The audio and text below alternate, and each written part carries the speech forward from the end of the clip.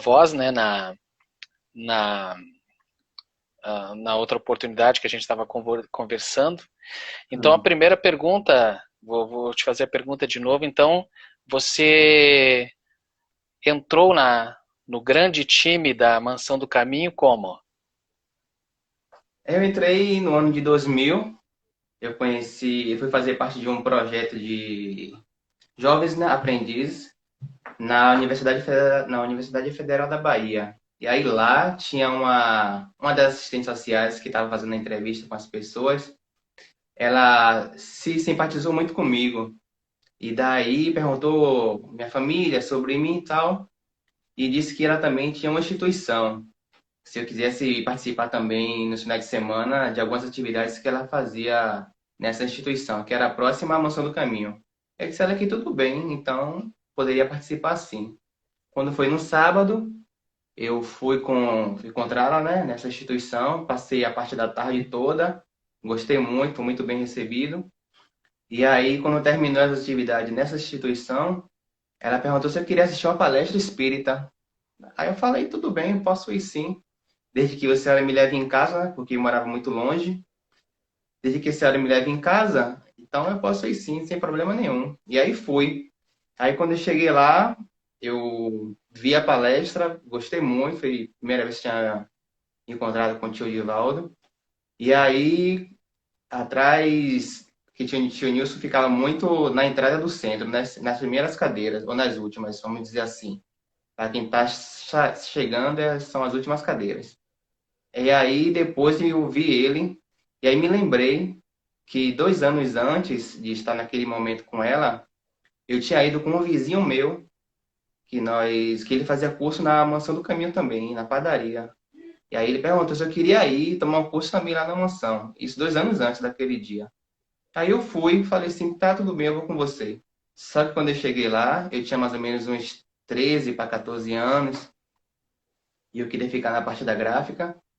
E aquele senhor, me veio a memória, né, que era tio Nilson, dizia que eu era muito jovem para aquela área que era uma área de industrial, né, uma indústria de livros, uma gráfica de livros. E aí eu não podia ficar naquele momento para lá, que eu pudesse tentar em outras áreas, tinha marcenaria, tinha padaria, sapataria. Aí eu peguei e não me interessei. Aí contei essa história para ela, né, que tinha ido lá e tal. E ela, e você ainda tem interesse? Aí eu disse que sim, tenho interesse. Daqui a pouco, na segunda-feira, ela me levou, já era expediente normal. Ela contou de novo a história, né? Olha, Nilson, esse jovem aqui veio aqui anos atrás, pediu uma oportunidade. E aí eu já contava com 16 para 17 anos. Aí ele falou se ainda tinha interesse. Aí eu disse, sim, sim, senhor, eu tenho um interesse sim de aprender uma profissão. Aí ele falou assim, e você acha que você merece confiança? Aí eu falei, Étio não, falei, sim senhor. Acho sim, tenho certeza que mereço confiança. Então tá, você começa aqui com a gente quando você quiser. E aí eu fiquei, a partir desse dia foi em julho de 2000 que eu entrei lá na mansão. Entrei como aprendiz ainda, né, como voluntário aprendiz. Depois fui sendo admitido, e aí fui subindo de etapas por etapas, como serviços gerais, primeiramente. Depois passei para outras áreas. Que maravilha! E, e você até foi uma das pessoas, né, que quando assistiu a nossa peça do Semeador de Estrelas, né, lá na Bahia, quando nos conhecemos pessoalmente, você foi a primeira pessoa que reparou, né, e fez uma colocação muito correta que a gente passou a corrigir isso e nas apresentações seguintes a gente colocou mais cenas e mais citações ao tio Nilson, né? Porque afinal de contas, o Divaldo é que realmente o pessoal fala mais sobre ele, né? Mas o tio Nilson ele tem uma importância fundamental, né? Na criação e manter a mansão do caminho e também na história de vida dele, né? Então você conviveu mesmo com esse homem que era Sim, o sim. pilar, um dos pilares da mansão, né? Se puder, nos conta um pouco mais sobre a tua convivência com o tio Nilson. Ah, sim, com todo prazer. Sim, tio Nilson e tio Divaldo, com relação à história dos outros, dentre eles, são indissociáveis. Não tem como dissocializar eles dois, porque construíram uma história juntos que beneficia muitas pessoas. Então, em todas as etapas que eu olho da Mansão do Caminho, eu sempre vejo o dedo de tio Nilson, né? Como ele me falou certa feita, que a Mansão do Caminho é um complexo muito grande, de várias edificações, de, de ruas e pequenas avenidas, que ele e as crianças começaram a trilhar, né? A cavar mesmo no braço. Ele me falava que não tinha uma tomada, não tinha um bueiro que ele não soubesse de cabeça, já que ele que projetou todo aquele complexo, que ele não soubesse onde está. Então, não tem como realmente a gente dissociar a imagem de tio Nilson e de tio Divaldo em relação principalmente à Mansão do Caminho. Nós trabalhamos juntos diariamente por 13 anos, que ele desencarnou no final de 2013, no finalzinho de novembro de 2013, e nós trabalhamos diariamente. E então foi um aprendizado enorme e de muitos bons exemplos, muitos exemplos que ele passava para a gente, que ele falava que a gente estava ali. Ele gostava de usar uma psicologia muito especial, que ele pegava você pelo seu sentimento, pela sua responsabilidade, não de hierarquia, que ele era o patrão e era o empregado, e sim de colaboradores, porque ele falava que nós estávamos ali na Mansão do Caminho para aliviar o sofrimento das outras pessoas que até a mansão procurava, e que, de uma certa forma, nós recebemos, né, monetariamente para isso, mas que o nosso valor era inestimável na colaboração desse trabalho que é a Mansão do Caminho. Então, ele valorizava muito o trabalho das pessoas, o trabalho do funcionário, do colaborador. E você me falou, existe uma entrevista, já vai fazer quase um ano que eu solicitei para o Tito para a gente publicar num site que ainda não existe, né? Mas está guardadinho ali, que você citou uma coisa muito interessante, né? O tio Nilson, ele usava de uma psicologia de amor até na hora assim de chamar a atenção de um funcionário quando esse funcionário estava meio complicado. Como é que era, Tito? Era isso, era isso. Ele botava o funcionário, chamava na sala dele, né? E aí não tinha aquela disposição de cadeira, mesa e cadeira do chefe. Era mesa e duas cadeiras lado a lado, assim. Que ele sentava, botava você do seu lado e olhava nos olhos, e aí começava a trabalhar o psicológico do funcionário, de forma que ele pudesse se sentir com mais responsabilidades, de trabalhar melhor e com mais empenho e com mais cuidado, de forma que não pudesse haver nenhum prejuízo para casa, que consequentemente vai haver prejuízo na causa, né? E para o funcionário em si. Então era de uma forma assim que você saía assim bem dizendo assim, nossa, realmente meu trabalho faz diferença nesse contexto todo assim. Então eu tenho que me melhorar para melhorar a casa que trabalha por uma causa, né? Maravilha. E Tito, você era espírita ou você simpatizava com a doutrina antes de se tornar funcionário da mansão?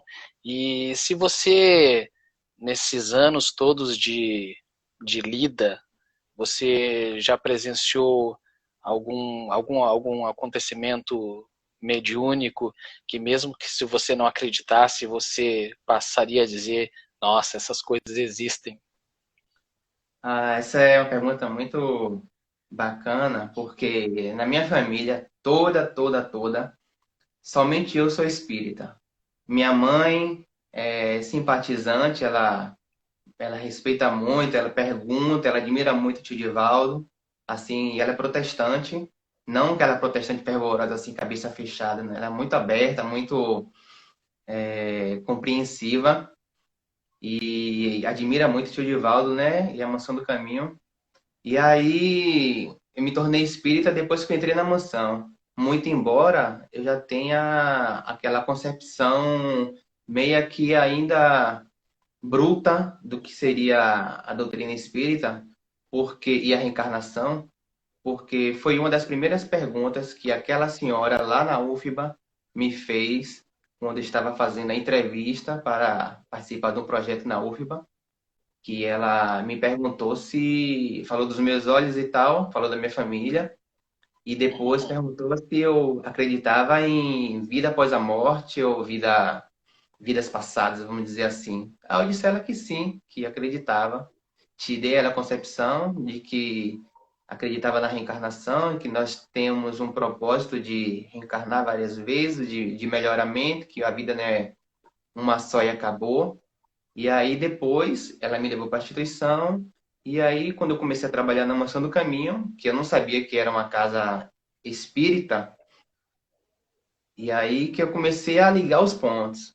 Olha, essa ideia realmente que eu tinha de reencarnação, de vida após a morte, de ação e reação, de causa e consequência, causa e efeito, realmente tem ligação do que eu tinha naquela bagagem que eu já sabia. Então não tinha jeito mesmo, era para eu ir para a família Mansão do Caminho, para a família Joana, era só chegar na maré certa para poder me levar para esse mar. Essa a mansão do caminho ela é tão especial, né, que mesmo um trabalhador que que seja um profissional que vá lá, que tenha outra religião ou que não tenha, né, ainda mais no setor que você trabalha, né, só o fato de descer ali a Avenida Allan Kardec, né, descer, passar pelo Recanto de Joana, ver todos os prédios ali das crianças, eu acho que quando chega no seu prédio não tem como chegar ali já de bem, né, já de boa. Então, você já vai fazendo uma limpeza pela Avenida Allan Kardec, né, que é aquela avenida principal da entrada. Aí você vai fazendo já uma limpeza, vai se integrando com uma proposta, né, com o trabalho, sendo envolvido mesmo pelas boas energias, pela psicosfera do lugar, que é realmente um lugar diferenciado. E a Mansão do Caminho ela é bem especial também, porque ela não, embora seja uma casa espírita, ela não trabalha, não abraça somente a trabalhadores que sejam espíritas ou simpatizantes ou que tenham observações com outras religiões, não. Eles só pedem que respeitem o trabalho, respeitem a casa, né? E que vivamos em harmoniosa. Nós tem, em harmonia.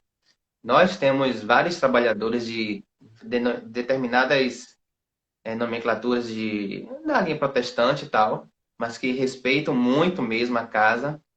Inclusive, próximo a Tio Divaldo mesmo, na Casa Grande, nós tínhamos uma funcionária, uma colaboradora que era daquela protestante mesmo, de ir para a igreja, de participar e tudo mais, mas era Deus no céu, Joana e Divaldo na terra, porque ela dizia que é uma benção. Tudo que ela tinha na vida mesmo foi graças a tio Divaldo, graças à Moção do Caminho, e o amor que ela tinha por Joana, né? Que ela tem por Joana de Ângeles. Agora, a religião dela é protestante, porque acho que é também por causa da simpatia da pessoa, a pessoa se sente confortável também naquela religião, o que é de seu direito, mas quando entra na mansão, que começa a conhecer realmente as minúcias, as propostas, a pessoa não tem como não se encantar. E atualmente, qual é a tua função na Mansão do Caminho, a tua profissão de design gráfico? Qual a sua função na Mansão do Caminho hoje? Bom, hoje eu ocupo a parte faço parte, né, de um corpo muito legal de profissionais. São dois designers e dois revisores, e tem o design master lá, que é nosso colaborador Cláudio Urpia, que também faz as capas. E aí, hoje eu faço também a parte da revista, faço algumas capas do Espiritismo Play. Depende muito também da demanda que aparece, né?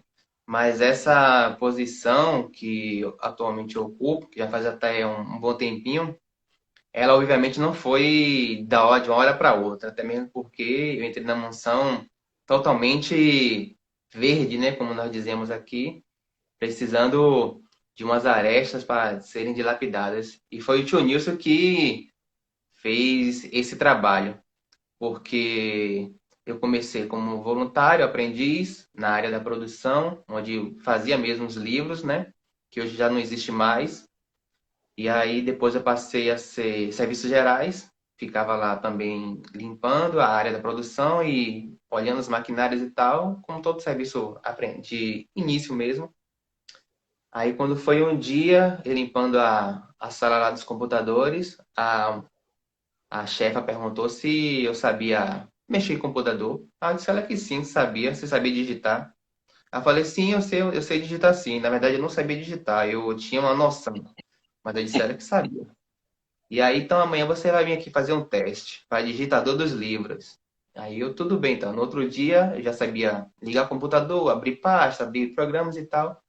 Mas aquela prática de digitação que tio Divaldo tem com muita maestria, eu não tinha. Ficava cantando uma letra cá, uma letra lá, e ela olhava, você sabe digitar mesmo? Eu sei, é só porque eu tô nervoso e tal. Mas aí, como ela gostava muito de mim, e sabia que eu tinha potencial, ela viu que digitação não sabia mesmo, mas me continuou deixando lá na área do CPD, né, da pré-impressão. E aí eu fui pegando os conhecimentos de digitação, passei a ser de serviços gerais para auxiliar de escritório, depois para diagramador, e depois passei a ser arte finalista, e depois passei a ser efetivamente o design gráfico, que é dar realmente materialização do livro mesmo, né? Pegar o livro no Word, que o tio Divaldo, ele psicografa, depois ele vai e digita tudo, aí ele manda o livro para mim, e aí eu dou encaminhamento para ou eu ou a equipe, na verdade a equipe, e aí de lá a colega distribui os trabalhos, né? Nossa gestora distribui os trabalhos, aí vê quem é que vai ficar responsável por determinado livro. E aí pronto, aí a gente vai desenvolvendo. E diz para nós qual é a emoção de receber um novo livro do Di. Tem como ser somente profissional e não se emocionar? Como é que você consegue fazer isso? Imagina uma novidade. Você é o primeiro que vai colocar a mão ali no material novo do Divaldo. Isso é muito prazeroso, porque agora mesmo vai sair o mais recente livro, né, que é chamado Vidas Vazias, e nós fizemos em regime de home office. Então eu pude ler com mais calma o livro que ele mandou no Word, né? Embora eu não tenha feito a capa, mas a diagramação, toda a paginação do livro, eu que fiz, a escolha das cores, das frases que abrem os capítulos, a gente escolhe um determinado trecho do livro e aí pega e bota na primeira página, né? Antes de abrir o capítulo. Então a gente passa a conhecer, obviamente com muita brevidade, né? Esse material e é muito bom, porque você se sente, assim, bem, como se diz assim, jubiloso, né? Pois é de um conhecimento muito, muito, muito enriquecedor. Não tem como a gente não se deixar levar pela escrita de Joana de Ângeles e outros também espíritos, né? Como que eu gosto muito, que é Manuel Filomeno de Miranda e Amélia Rodrigues mesmo. Mas Joana de Ângeles é em disparada assim, a favorita de todo mundo. Então, vários livros que a gente pega, que eu ultimamente tenho diagramado vários lançamentos, tem sido assim um presente para mim. Que maravilha. E nós sabemos, né, que em um determinado momento o Divaldo reclamou com a Joana, né? Disse, puxa vida, minha irmã, né? Você escreve para tantos e para mim não vem nenhuma mensagem. E para o Tito, você já recebeu alguma mensagem assim pessoal ou também entrou nesse raciocínio? Não, tudo que é escrito serve para todos nós. Tudo que é escrito serve para todos nós, né? Eu sinto muito a parte materna mesmo de Joana de Ângeles, quando faço as minhas preces, nossas conversas, principalmente nos momentos de dificuldades e tal, mas nada de vou escrever, vou mandar uma mensagem para Tito Bosco, por isso, por aquilo, não. Ela me intui com relação aos livros, né? Que eu vou lá, abro a mensagem e aí vejo que é para mim mesmo, tomo com aquilo como uma resposta dela mesmo. E certa feita eu estava passando por um momento também muito delicado. E aí tinha mandado mensagem para tio Divaldo. Já tinha conversado com Joana de Ângeles, mas mesmo assim ainda queria uma conversa mais com o tio Divaldo, né? E aí ele me pediu que eu procurasse ele depois da palestra, como ele atendia até um tempo atrás. E aí eu sentei todo cabisbaixo e tal. Só que aí ele fez uma palestra assim, bem, como a gente diz assim, foi feita para mim. Todo mundo diz isso, foi feita para mim, mas aquela realmente foi feita para mim. Tanto que eu já não vi mais a necessidade de precisar falar com ele, porque tem problemas que são muito mais complexos, de pessoas que vai lá várias vezes e às vezes não conseguem. E eu tenho, graças a Deus, eu tenho essa proximidade mais, mais íntima mesmo. E aí vi que não precisava ocupar o tempo dele nem tirar a vez de outra pessoa, porque Joana de Ângeles e tio Divaldo já me deram aquele recado sem precisar estar presente assim, frente a frente mesmo. E, maravilha. E como é que tá a situação aí com essa pandemia? Como é que tá a situação da mansão? Ela tá fechada? Tem Então, algum trabalho sendo realizado? tem sim, tem sim. Embora a mansão ela seja uma casa educacional, com creche, jardim, escolas, ela tem que manter essa quarentena, né? Mas também tem uma parte assistencial, que é da Caravana Alta de Souza, que é onde distribuem os farnéis com cesta básica, com alimentos, alguns remédios e tal. E essa parte da mansão, ela não parou, ela não pode parar. E obviamente, é o centro de parto natural, né? Também não parou. Mas as atividades administrativas e educacionais, sim, tivemos recomendações de trabalhar em home office, o administrativo, e o educacional realmente não tem como. Está parado. Mas a parte da caravana mesmo, que atende às necessidades, não poderia fechar as portas, né, justamente numa pandemia dessa. Ela está trabalhando, fazendo as entregas, né, bem ordenadamente dos farnéis. O trabalho não parou totalmente, a mansão não fechou as portas, a mansão não suspendeu as atividades, na sua totalidade. Mas ela passou sim para a gente trabalhar home office administrativo e as escolas realmente não teve jeito. E de design gráfico ali, o dia todo prestando atenção, com todo o carinho, todo o amor em cada livro do Di que chega em suas mãos, dali e para acompanhar o Divaldo em alguns eventos aí na Bahia ou no país.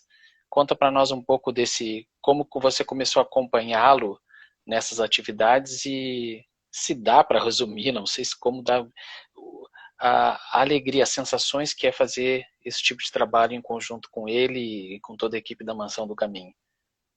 Não, não necessariamente eu não acompanho, porque tem o Dr. Juan Danilo, né, que faz isso com muita dedicação e muito carinho, porque eu realmente sou funcionário efetivo da Mansão do Caminho, tenho que cumprir minha carga horária, tenho minhas atribuições de profissionais, né, de dar vida ao livro, à revista, de toda a parte de comunicação visual que chega até as minhas mãos. Agora, realmente, quando ele viaja, principalmente para o Paraná, é mesmo uma alegria, porque todo mês de março tem a Conferência Estadual Espírita do Paraná, que é um evento que eu acho para mim um dos melhores do Brasil e do mundo, né? Na doutrina espírita, que é um evento que é muito grandioso, não paga nada, mas tem os estandes de vendas lá, de livros, de souvenirs que a gente sempre procura colaborar, comprando para poder mantê-la. E esse evento, que é no Paraná, em Curitiba, na Expo Trade em Pinhais, eu consigo, com todos os esforços, né, encontrar com ele lá, porque vale muito a pena. E aí, quando a gente se encontra fora da mansão, parece que é novidade, assim, porque é muita alegria. Aliás, todas as vezes que a gente se encontra, é muita alegria mesmo, né? O baiano, quando se encontra, é só resenha, como todas as vezes eu coloco nas fotos. É de muita Pois é, alegria, a gente pois é, brinca nós. muito, dá muita risada. E aí, quando foi agora em março passado, lá em Curitiba, nós tiramos uma foto assim, tinha uma turma legal. Aí eu gritei, viva Pau da Lima! Todo mundo gritou, viva! Tio Divaldo se desmancha, porque Pau da Lima, Mansão do Caminho, é mesmo a vida dele. Homem que viaja o Brasil, o mundo todo. Quando ele chega na casa dele, quando ele chega no bairro dele, é o nosso rei, é o nosso number one, é o nosso Di. O pessoal aqui perguntou, Tito, te emocionou muito ou quantas vezes já assistiu o filme do Di?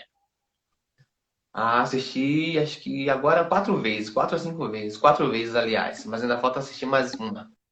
Sim, me emocionou bastante, não tem como não se emocionar de ver aquela história, ainda mais que nós que conhecemos, que temos proximidade, né? Que trabalhamos ali, conhecemos aquela pessoa que é o que, uma página viva do Evangelho mesmo, é o que ele mostra lá em cima no púlpito lá, é aquilo mesmo, sem tirar nem pôr, porque é uma pessoa de muita humildade, de muito amor, transmite muita paz, muita serenidade, muita alegria também. E aí, assistir o filme, eu lembro que fomos na avant-première, antes de lançar o filme mesmo, e ele disse que se aquele filme servisse de exemplo para pelo menos uma pessoa, que ele já se deu por satisfeito durante toda a vida. E eu sei que muitas pessoas se emocionaram e tiveram aquela vontade de melhorar, de ajudar, de servir ao próximo, né? Que a vida dele foi essa, foi de servir ao próximo. Sabe que nós já estávamos há 2 anos, né, com a peça de teatro sobre o Di, e eu fui na primeira sessão aqui em Porto Alegre do filme, que já era vésperas de uma outra viagem que a gente tinha para outro estado do país, que agora não lembro, mas eu disse, não, eu preciso ver esse filme e assisti 2 sessões. Eu comprei para 2 sessões para estudar e para refletir, e realmente não tem como as pessoas saírem imunes de um relato, de uma história como aquela, né?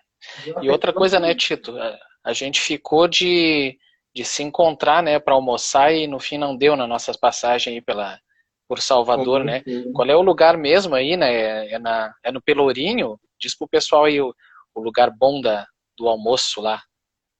Tem sim, no Pelourinho, que muitas pessoas vão, que é no restaurante do Sesc, mas eu costumo levar meus amigos, né, e convidados a um restaurante lá perto da Igreja do Bonfim, que é num lugar que não é tão turístico assim, embora esteja na proximidade da Igreja do Bonfim, mas que tem uma vista muito maravilhosa e a comida também, como a culinária baiana é muito boa, né? Não deixa a desejar. E é muito bom também, porque os preços são bons e é um lugar maravilhoso, muito aconchegante mesmo. Tem música ao vivo, é bem legal também. É fora do roteiro turístico das grandes empresas de turismo, mas é muito bom também. É outro um cantinho bom de Salvador. Uh, Infelizmente o nosso horário está terminando, porque o Insta ele tem um reloginho que é 1 hora no máximo só de transmissão, né? É, Então é o tempo que eu tenho para te agradecer pela tua gentileza de conversar conosco, e vamos já combinar uma próxima conversa, que eu tenho aí. certeza que os nossos amigos aqui estão adorando essa conversa contigo e vai ficar 24 horas aqui no Insta, ela na íntegra, e amanhã a gente coloca dá uma editada, a gente coloca no YouTube da Haribo e também na página do Facebook. Mas, Tito, eu noto, a gente sempre acha aqui do sul, dos outros estados, que o baiano só gosta de axé, né? Mas eu vejo nas Sim. tuas postagens que você é um homem pop, né? Você curte Beatles? Você é um menino baiano que curte Beatles e bastante, né? Ah, sim, graças a meu pai, né? Meu pai, ele tem um bom gosto musical. Tipo, fomos criados ouvindo Beatles, Led Zeppelin, esses clássicos mesmo do rock. E aí eu trago isso à minha vida também. Embora ouça também, não é do meu agrado assim, mas se tocar eu ouço, se tocar eu danço e tal. Mas pra eu botar no iTunes né, pra ouvir essas músicas daí. Beatles, U2, Led Zeppelin, Rush. E por aí vai. E obrigado pelo menino, viu? Mas eu fiz 37 anos mês passado, não, no começo do mês. Mas é um menino, mas é um São, menino. são as águas da mansão. Quem vê que tio Divaldo tem As 93 águas anos, da com aquela cara de 50, e o homem vai fazer 93 anos terça-feira, com aquela carinha de 50, não é possível. As águas da mansão, verdade, as não. águas da Bahia. As águas da mansão, 93 aninhos. Mas É, a gente brinca, mas a Bahia é um local não só de caetanos e etc, mas é de Carlinhos, de Ivete, mas é do rock. Tem muito rock aí, visto o rei do rock, que é o Raulzito, né? Raul Que é Seixas, né? Pois é. O profeta Raul Seixas aí, que só nessa pandemia aí emplacou duas músicas aí, que foram resgatadas aí, do dia que a Terra parou e Plunct Plactizu, né? Não vai a lugar nenhum. Tito, meu querido amigo, estivemos aqui com Tito Bosco, você pode segui-lo nas redes sociais, ali no Instagram, Tito Bosco, o senhor Bosco. Muito obrigado É, por esse bate-papo gostoso, meu querido amigo. Espero que em congelado, breve a né? gente possa se ver, Pois né, é. pessoalmente. Pronto, aguardo você E, aqui. e você voltará sim, porque o pessoal aqui com certeza vai querer mais histórias Tá bom. sobre da mansão e também de você, que você é uma figura muito querida de quem tem a Valeu. oportunidade de te conhecer. Muito Um obrigado. grande Realmente, abraço, amigo. abração também. Vamos para a próxima. Se cuide. Abraço, Tito. Abração. Tchau, tchau. Amigos, então, sigam, né? Sigam a Haribo aqui nas redes sociais, no Instagram. Siga também o Luiz Carlos Preto, se quiser seguir no Instagram e no Facebook. Essa conversa com o Tito vai estar disponível daqui a pouco, aqui mesmo nos stories da Haribo. E a gente volta amanhã com o convidado Ney Cardoso. Nós vamos falar sobre vinhos e conexões. Uau, tá chegando, né? O outono, o pessoal dentro de casa. Então, ouvir uma música, tomar um bom vinho. Então, vamos conversar com o nosso colega da Haribo, Ney Cardoso, amanhã. Vai ser a nossa conexão, falando de vinhos e conexões.